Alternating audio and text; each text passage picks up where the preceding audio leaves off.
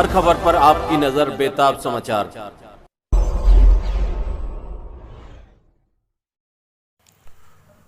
दोस्तों नमस्कार, आदाब, सत श्री अकाल, अस्सलाम वालेकुम। मैं हूं S.A. बेताब और आप देख रहे हैं बेताब समाचार एक्सप्रेस।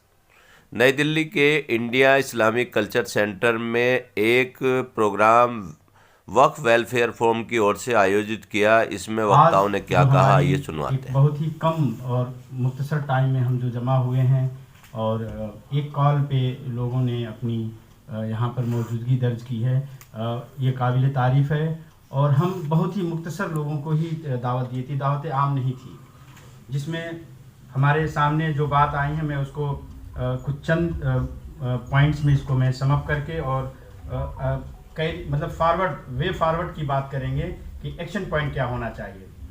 तो हम अगर सुनहरी मस्जिद से शुरू करें तो मस्जिद एक बहाना है और इसकी तारीख भी आप सुन चुके हैं। मैं इसके क्रक्स पे आना चाहूँगा, ये कैसे उन्वान हुआ और इसके पीछे क्या था। 24 तारीख को इस पे एक नोटिस आती है और जिस दूसरे दिन कोर्ट बंद होता है और 1 जनवरी को इसका वक्त ख़त्म हो जाता है। लेकिन हमारे बीच में ऐसे लोग थे जो उसको बारीकी से उसके नुक्ते नज़र या जो उसके पॉइंट थे उस पर गौर किया।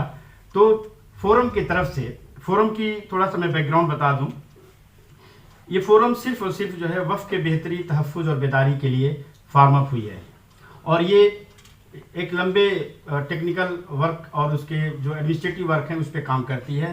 ये अदालत और ट्रिब्यूनल से उसको डिस्करेज करता हूं मैं, या फोरम करती है, क्योंकि जो बात फील्ड की आ रही है वो बात है एग्जीक्यूटिव पावर्स की। जो 1995 और 2013 का एक्ट है वो इम्पावर करता है हर अफराद को। वक्फ यूजर मतलब मुक्तदी, हर अफराद जो है स्टेक होल्डर है। मुतवल्ली जो है परमानेंट मैनेजर है, वक्फ बोर्ड जो है कस्टोडियन है। देयर इज नो परमानेंट मालिक, ये समझना होगा आपको। लेकिन हमारे बीच में 70 साल में एक ऐसी फिजा बनाई गई कि ये तुम्हारा काम नहीं है, ये चुने हुए का काम है और मुतवल्ली का है। ये एक गैप है, इसको खत्म करना है। दूसरी बात जो है इसमें जो अहम है कि ये जब तक एग्जीक्यूटिव पावर को आप सरकारों को ये मौका दिया गया, जब 2013 में एक्ट बना तब भी कांग्रेस की गवर्नमेंट थी और सरकार ने बेहतरीन अपने पॉइंट्स को और बहुत ही जद्दोजहद के बाद बनाया जो बहुत ही पावरफुल है।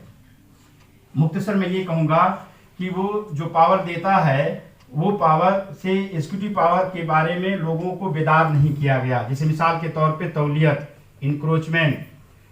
आपको मैं एक छोटा सा एग्जांपल दूं कि अगर कोई भी लोकल बॉडी या प्राइवेट कोई भी अतिक्रमण करता है तो सीओ और वक्फ बोर्ड को पावर है इमीडिएट वैकेट कराने का विद इन 30 डेज।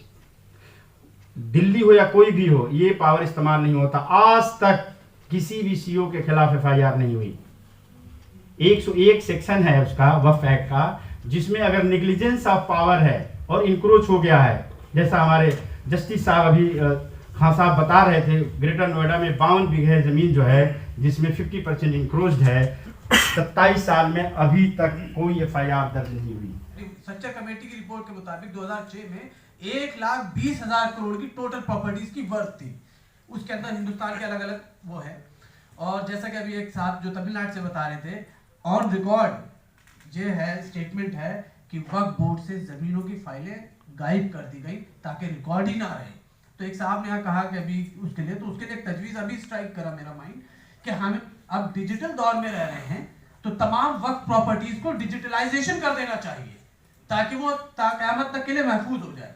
एक बार डिजिटलाइज हो गई वक्फ प्रॉपर्टीज की जितने भी कागजात हैं तो वो हमेशा के लिए होगी, फिर उसे कोई कहीं से डिलीट कर ही नहीं पाएगा। लिहाजा इस पूरे ढांचे पर जो है गौर करने की जरूरत है, वरना एक सुनहरी बाग मस्जिद नहीं बल्कि आने वाले वक्त में 4 की प्लानिंग तो फौरन तैयार है और उससे आगे भी जो बहुत सारी प्लानिंग है। लेकिन इसी के साथ साथ आखिर में मैं ये बात कहना चाहता हूँ कि हर हुकूमत ने हमारे साथ यही सौतेला रवैया किया है, लेकिन मौजूदा केजरीवाल हुकूमत ने जो वक्त के साथ और खास तौर से ये 8-9 साल के दरमियान में जो मुसलमानों के साथ रवैया इख्तियार किया है, तारीख शाहिद है कि कांग्रेस और बीजेपी मिलकर के भी वो काम नहीं कर सकी जो इस मौजूदा हुकूमत केजरीवाल ने किया है। इस हकीकत को समझने की जरूरत है। जब तक हम ये काम जो है इस चीज को नहीं समझ सकते हैं, जब तक हम कोई लाए अमल तय नहीं कर सकते। मैं